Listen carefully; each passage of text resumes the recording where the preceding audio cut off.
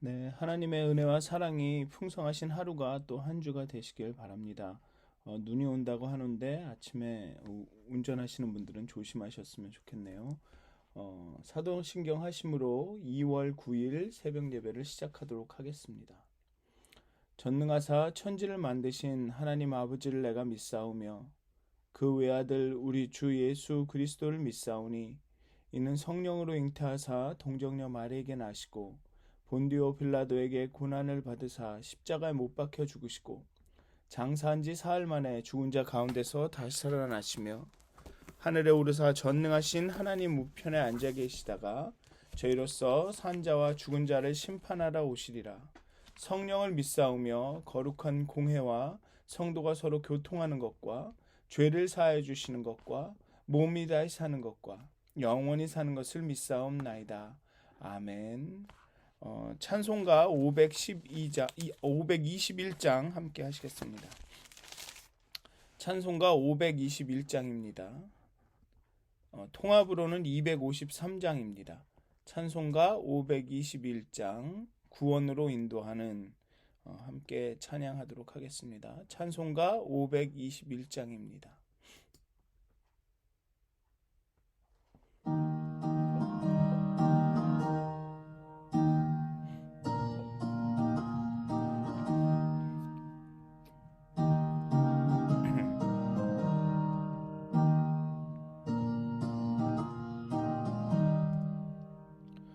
구원으로 인도하는 그 문은 참 좁으며 생명으로 인도하는 그 길은 참 험하니 우리 몸에 지워있는 그 더러운 죄짐을 하나 없이 벗어놓고 힘써서 들어갑시다.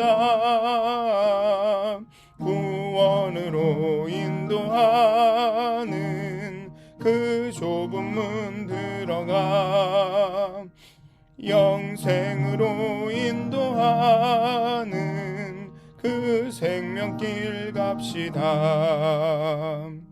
이 세상에 많은 사람 큰 문으로 들어가 넓은 길로 갈지라도 멸망길로 끝나니 세상 헛된 부귀영화 모두 내어버리고 주의 말씀 순종하여 그 생명길로 갑시다. 구원으로 인도하는 그 좁은 문 들어가 영생으로 인도하는 그 생명길 갑시다.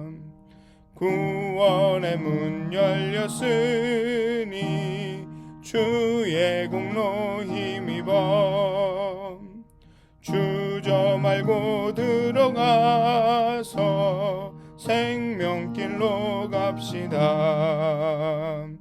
구원의 문 닫힌 후엔 들어가고 싶으나 한 번 닫힌 구원의 문 또 열려지지 않으리.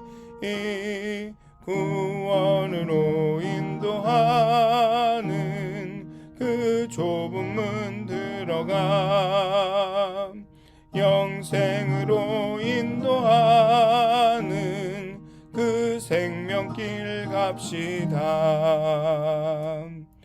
아멘. 다음은 찬송가 528장 한 장 더 하시겠습니다. 찬송가 528장입니다. 통합으로는 318장입니다. 찬송가 528장 예수가 우리를 부르는 소리 함께 찬양하겠습니다. 찬송가 528장입니다. 통합 318장입니다. 예수가 우리를 부르는 소리.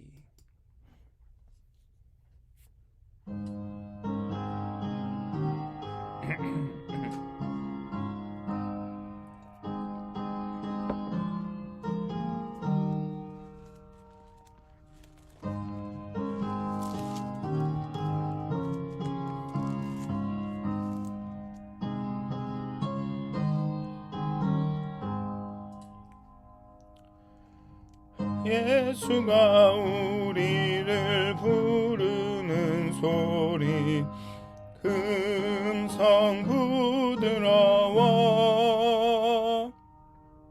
문 앞에 나와서 사면을 보며 우리를 기다리네.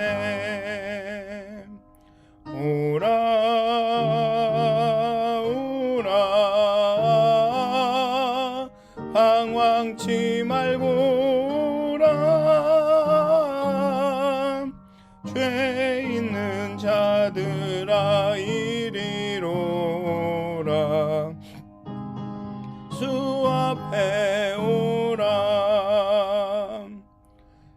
간절히 오라고 부르실 때에 우리는 지체하랴. 주님의 은혜를 왜 아니 받고 못 들은 채 하려나. 오라 오라 방황치 말고 오라 죄 있는 자들아 이리로 오라 주 예수 앞에 오라. 세월이 살같이 빠르게 지나 쾌락이 끝이 나고 사망의 그늘이 너와 내 앞에 돌리며 가리우네.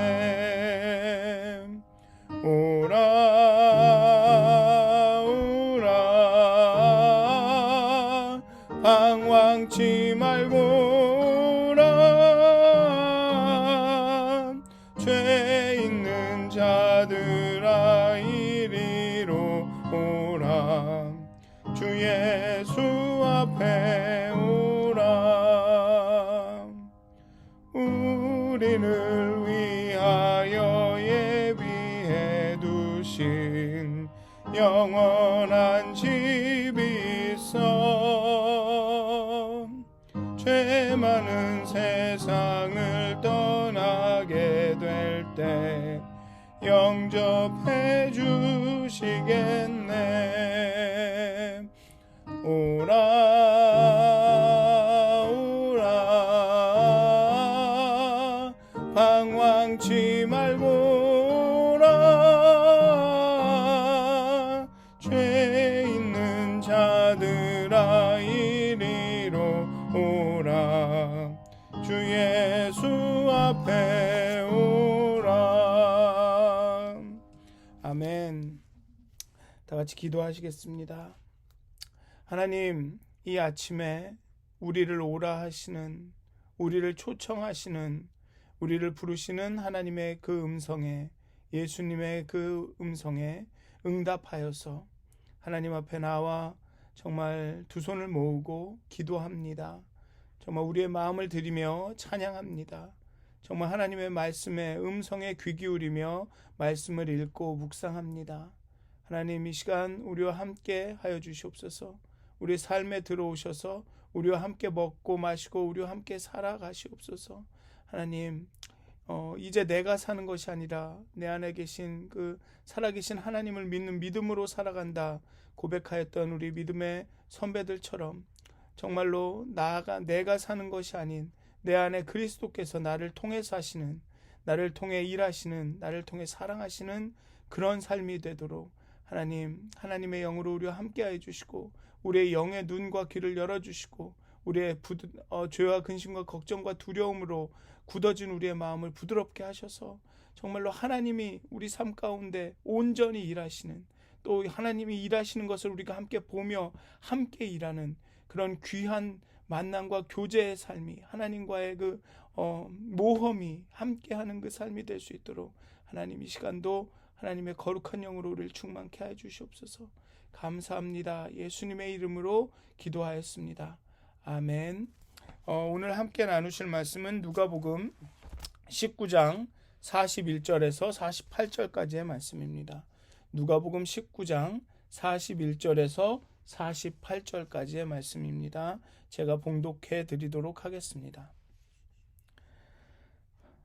가까이 오사 성을 보시고 우시며 이르시되 너도 오늘 평화에 관한 일을 알았더라면 좋을 뻔하였거니와 지금 내 눈에 숨겨져 있도다. 날이 이를지라 내 원수들이 토둔을 쌓고 너를 둘러 사면으로 가두고 또 너와 및 그 가운데 있는 내 자식들을 땅에 메어 치며 돌 하나도 돌 위에 남기지 아니하리니 이는 내가 보살핌을 받는 나를 알지 못함을 인함이니라 하시니라. 성전에 들어가서 장사하는 자들을 내쫓으시며 그들에게 이르시되 기록된 바 내 집은 기도하는 집이 되리라 하였거늘 너희는 강도의 소굴을 만들었도다 하시니라. 예수께서 날마다 성전에서 가르치시니 대제사장들과 서기관들과 백성의 지도자들이 그를 죽이려고 꾀하되 백성이 다 그에게 귀를 기울여 들으므로 어찌할 방도를 찾지 못하였더라. 아멘. 이제 예수님이 예루살렘 성에 가까이 오시고 계십니다. 환영과 또 어떤 바리새인들로부터 그 반대를 받으며 성 가까이에 오십니다. 그리고 그 예루살렘 성을 보시면서 우십니다. 그리고 왜냐하면 예루살렘의 멸망을 분명히 아셨기 때문이죠. 예루살렘의 멸망을 그리고 생생하게 예언하십니다. 예루살렘의 멸망을 아주 슬퍼하십니다. 실제로 AD 70년에 로마 군대에 의해서 예루살렘 성은 포위당하고 멸망당하죠. 그래서 예루살렘 성과 그 예루살렘 성전이 파괴가 됩니다. 그리고 여기서 예루살렘이 멸망하는 이유는 분명합니다. 평화에 관한 일을 알지 못했다. 즉 평화를 가져오는 것이 무엇인지를 알지 못했습니다. 다시 말해 예수님이 지금 평화를 가지고 오고 있다는 사실을 하나님의 나라가 임함으로 하나님의 나라로 인한 평화가 오고 있다는 것을 알아채지 못했죠. 44절은 내가 보살핌을 받는 나를 알지 못해 망한다라고 말합니다.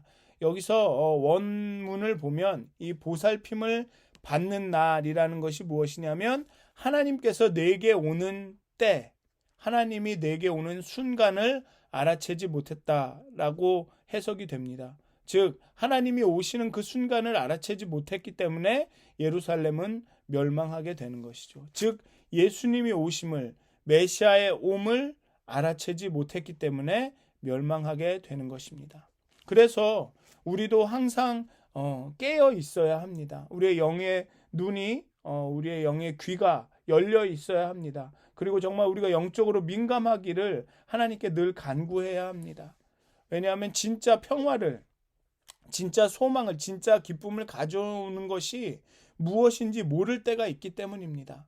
정말로 하나님의 그 오심을, 하나님의 일하심을, 하나님의 지금 역사하심을 우리가 알아채지 못할 때가 있습니다. 정말 지난번에 말씀드렸던 바리새인처럼 메시아가 오시고 있고 하나님의 그 예언이 성취되고 있음을 알아채지 못하고 그것을 반대하고 거부했던 바리새인처럼 되기가 쉽다는 것이죠. 그렇기 때문에 정말로 우리가 깨어 있어서 정말 하나님이 가져오시는 평화와 소망과 기쁨을 알아채야 한다는 것입니다. 우리가 지금 겪고 있는 이 팬데믹은 비극이고 아픔이지만 우리에게 평화와 기쁨과 소망을 가져다 준다고 생각했던 모든 것을 우리에게서 모두 일시적으로 앗아감으로써 우리가 참 평안과 참 소망과 참 기쁨의 근거를 어디에다 두어야 할지를 좀 고민하게 하고 정말 진짜 소망과 기쁨과 평안이 어디에서 오는지를 우리에게 가르쳐 주는 것 같습니다. 우리가 우리의 삶의 안정감을 어디에 두고 있는지를 여실히 우리에게 보여준 것이죠. 그리고 우리의 진정한 평화와 소망은 하나님께 있음을, 예수님이 우리의 삶에 입성하는 데 있음을 기억하게 하는 것입니다. 다시 한번 우리가 진짜 참 평안과 소망과 기쁨의 근거가 우리가 갖고 있는 것, 우리가 누리는 것, 우리가 어디에 가고 오는 것, 그런 것들이 아니라 정말 참 평화와 소망과 기쁨의 근거는 하나님께 있다라는 것을 우리가 다시 한번 마음으로 정말 진정으로 이렇게 깨닫게 되는 순간이라고 생각이 듭니다. 그래서 더 한번 여러분들 다시 한번 살펴보셨으면 좋겠습니다. 내가 지금까지 정말 이 내 평화와 그 소망과 기쁨, 내가 안전하다라는 것의 근거를 어디에다 두고 있었는지, 정말 하나님의 함께 하심에 두고 있었는지, 아니면 내가 갖고 있는 것의 풍요함에 두고 있었는지를 좀 기억해 보셨으면 좋겠습니다. 그렇게 우리의 영이 좀 깨어 있기를 좀 하나님 앞에 간구하셨으면 좋겠습니다. 예루살렘은 하나님이 메시아가 지금 자신 안에 들어오고 있는 것을 알아채지 못했습니다. 우리도 그런 경우가 있습니다. 만나는 사람들, 일어나는 일들 가운데 하나님은 늘 일하시고 우리의 삶에 개입하시고 말씀하시는데 우리가 알아채지 못할 때가 있습니다. 그렇기 때문에 우리의 마음이 자꾸만 반복해서 말씀드리지만 우리의 영이, 우리의 마음이 민감하게 깨어 있어야 할 것입니다. 그렇게 하나님께 우리의 영을 깨워달라고 기도해야 할 것입니다. 이제 예수님은 예루살렘 성문을 들어가서 성전에 이르게 되십니다. 그리고 성전에 들어가서는 장사하는 자들을 다 내쫓으시며 성전이 강도의 소굴이 되었다라고 말씀하셨습니다.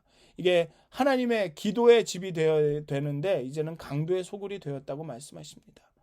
유대인 남자들은 1년에 한 번씩 성전에 성전세를 내야 했습니다. 성전세를 내기 위한 환전소가 성전의 뜰에 있었고 미처 재물을 준비하지 못한 사람들에게 재물을 파는 장사꾼들이 거기 있었던 것 같습니다. 단순히 그곳에서 장사를 했다는 것이 문제가 아닙니다. 왜냐하면 그 모든 장사가 예배와 관계된 장사였기 때문에 정말로 그 장사가 나쁘다라고만 할 수는 없는 것이었죠. 그런데 문제는 강도의 소굴이라는 단어에서 나타납니다. 이 단어는 예레미야서에서 쓰였습니다. 예레미야 7장 8절부터 11절에 보면 아마 이 말씀을 들으시면 강도의 소굴이 왜 문제인지를 아실 것입니다. 제가 좀 길지만 읽어드리겠습니다. 보라, 너희가 무익한 거짓말을 의존하는도다. 너희가 도둑질하며 살인하며 간음하며 거짓 맹세하며 바알에게 분향하며 너희가 알지 못하는 다른 신들을 따르면서 내 이름으로 일컬음 받은 이 집에 들어와서 내 앞에 서서 말하기를 우리가 구원을 얻었나이다 하느냐. 이는 이 모든 가증한 일을 행하려 함이로다. 내 이름으로 일컬음을 받는 이 집이 너희 눈에는 도둑의 소굴로 보이느냐. 보라, 나 곧 내가 그것을 보았노라. 여호와의 말씀이니라. 이 얘기는 무엇이냐면 밖에 나가서는 도둑질을 막 하고 와서는 이 성전에 들어와서는 하나님께 회개하고 회개의 제물을 드리고 이제 내가 구원을 받았다 라고 하고 나가서 또 도둑질을 하는 것이죠. 그래서 도둑의 소굴이라는 것입니다. 도둑들이 바깥에선 도둑질을 하고 도둑의 소굴에 모여서 서로 의지하고 서로 위로받고 힘을 내고 또 나가서 도둑질을 하고 하나님의 성전이 그런 도둑의 소굴이 되었다는 것입니다. 죄를 계속 지으면서 성전에 와서 제물을 드리고 구원을 얻었다라고 말한다는 것입니다. 죄를 용서받고 거룩한 삶을 살기 위해 제물을 드리는 것이 아니라 죄를 더 짓기 위해서 제물을 드리는 것입니다.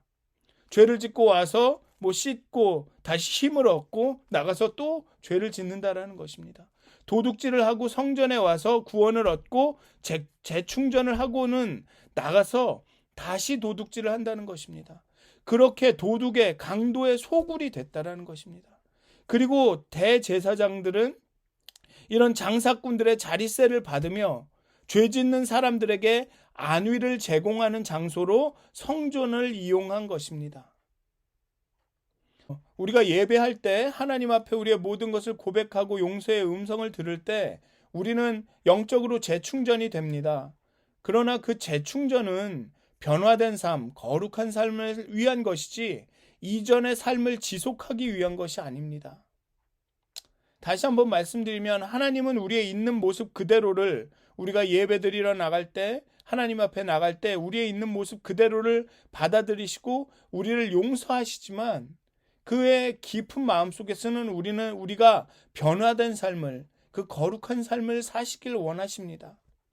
그런데 그 마음을 온전히 이해하지 못하고 용서만을 받아들이고 다시 이전의 삶으로 돌아가서 사는 것은 하나님의 은혜를 이용하는 것입니다. 그렇게 예수님께서 성전에 들어가 성전을 청소하셨다라는 의미는 그런 의미가 있는 것입니다. 하나님께 예배하는 것은 거룩한 삶을 변화된 삶을 위한 것이지 단순히 이전의 삶을 지속하기 위한 것이 아닌 것입니다. 그렇게 예수님은 성전을 청소하시고 가르치시기 시작합니다. 이제 성전은 더 이상 강도의 소굴이 아니라 교육의 장소, 진정한 예배의 장소가 되었습니다. 그렇게 예배가 단순히 재충전을 받고 힘을 얻고 틀림없이 우리가 예배 가운데 힘을 얻고 재충전이 되는 측면이 있습니다. 그렇지만 더 중요한 것은 우리가 깨달음을 얻고 가르침을 얻고 그 가르침과 깨달음이 우리 삶 가운데 나타나는 것이라는 것이죠. 그 우리의 믿음이 회복된 믿음이 힘을 얻은 믿음이 정말 행동으로 나타나는 것이 중요하다는 것입니다. 그렇게 예수님은 강도의 소굴을 교육의 장소로 변화의 장소로 예배의 장소로 바꾸셨습니다. 그래서 오늘 하루를 살아가실 텐데요. 정말 하나님 앞에 정말 우리의 영혼이 깨어 있기를 간절히 소원합니다. 정말 우리가 깨어 있어서 우리 삶 가운데 정말로 진실로 은밀하게 일하시는 그 하나님을 알아채셨으면 좋겠습니다. 하나님의 함께하심과 하나님의 인도하심과 하나님이 일하심을 여러분들 삶 가운데 알아채셨으면 좋겠습니다. 그리고 여러분들이 예배하는 가운데 참 변화가 우리의 믿음은 우리의 삶을 변화시키게 되어 있습니다. 그래서 단순히 우리가 예배 가운데 정말로 힘을 얻고 용기를 받는 것뿐만 아니라 정말 그 예배를 통해서 하나님께 기도하고 말씀을 읽고 정말 묵상하는 것을 통해서 우리 삶 가운데 변화가 아주 작은 것이라도 변화가 나타나는 그런 삶이 되시기를, 그런 하루가 되시기를 주님의 이름으로 축원드립니다. 기도하시겠습니다. 하나님, 이 시간 하나님 앞에 나아갑니다. 우리의 모든 무거운 마음들, 걱정, 근심, 염려, 두려움, 모든 것들을 갖고 하나님 앞에 나갑니다. 하나님 앞에 내려놓습니다. 하나님, 이 시간 하나님 우리의 마음 가운데 있는 것들을 하나님께 합당하지 않은 것들을 모두 제하여 버리시고 오직 하나님의 신령한 것으로 우리의 마음을 채워주시옵소서. 하나님의 영으로 우리를 채워주시옵소서. 그리하여서 정말 우리 영이 깨어 있어서 하나님의 일하심을, 하나님의 우리 삶 가운데 임하심을, 함께하심을, 우리의 삶 가운데 오심을 알아챌 수 있도록 하나님 우리 가운데 함께하여 주시고 우리의 영혼을 깨워 주시옵소서. 그리하여서 우리의 믿음이 정말로 실행으로, 행동으로, 우리의 삶의 변화로 나타날 수 있도록 하나님의 은혜로 우리를 충만케 해 주시옵소서. 우리의 영혼이 민감하고 예민하게 해 주시옵소서. 감사합니다. 예수님의 이름으로 기도하였습니다. 아멘. 하늘에 계신 우리 아버지여, 이름이 거룩히 여김을 받으시오며 나라가 임하옵시며 뜻이 하늘에서 이루어진 것 같이 땅에서도 이루어지이다. 오늘날 우리에게 일용할 양식을 주옵시고 우리가 우리에게 죄진 자를 사하여 준 것 같이 우리의 죄를 사하여 주옵시고 우리를 시험에 들게 하지 마옵시고 다만 악에서 구하옵소서. 나라와 권세와 영광이 아버지께 영원히 싸움나이다. 아멘. 네, 평안한 하루 되시길 기도합니다.